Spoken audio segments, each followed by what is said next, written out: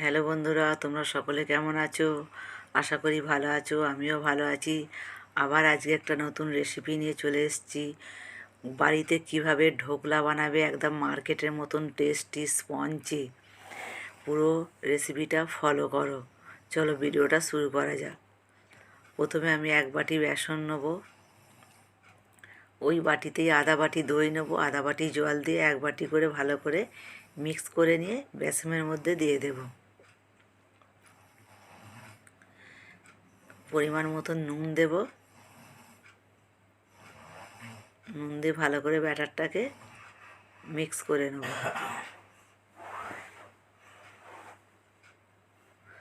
আধা চামচ হলদি দিয়ে মিক্স করে নিলাম।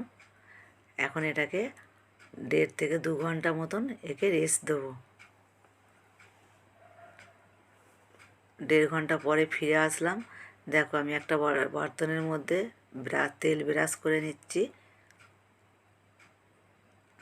দেখো ব্যাটারটা এখন একটু হালকা হয়ে গেছে, ফুলে গেছে। ওর মধ্যে আমি একটা ইনো দিয়ে দেবো। ইনোটা দিয়ে সুন্দরভাবে মিক্স করে নেব। খুব সুন্দরভাবে মিক্স করতে হবে, নাহলে ওপরে একটা লাল বর্ডার এসে যাবে।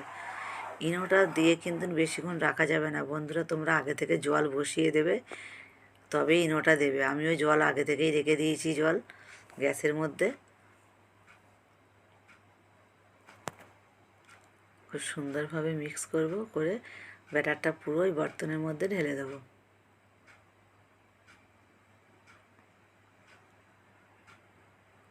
দেখো জল আমার ফুটছে, একটা ঝাঁঝরি বসিয়ে দিলাম, ঝাঁঝরির উপরে ব্যাটারটা দিয়ে দিলাম, টিফিন কৌটোটা চাপা দিয়ে দেব। কিছুক্ষণ পরে 5 থেকে 7 মিনিটের মধ্যে সেদ্ধ হয়ে যায় এটা।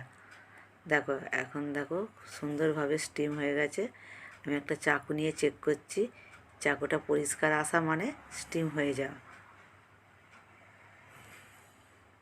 একে এখন আমি নামিয়ে রেখে দেব ঠান্ডা হওয়ার জন্য। গরম অবস্থায় একে তোলা যাবে না।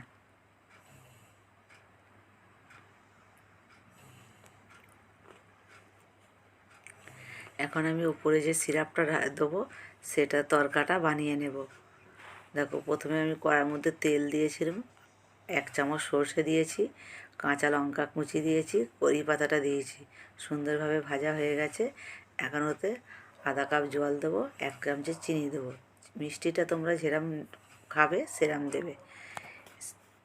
তরকাটা হয়ে গেছে, আমি এটাকে তুলে নেব।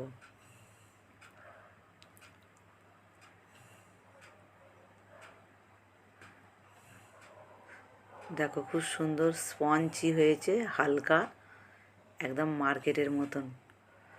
তোমরা তোমাদের মতন সাইজ পছন্দের মতন কেটে নেবে, ছোট বড় যেরম তোমাদের পছন্দ।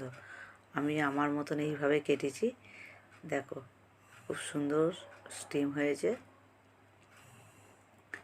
এর ওপর তরকাটা ছড়িয়ে দেবো, সামান্য কিছু ধনেপাতা কুচি দিয়ে দেবো।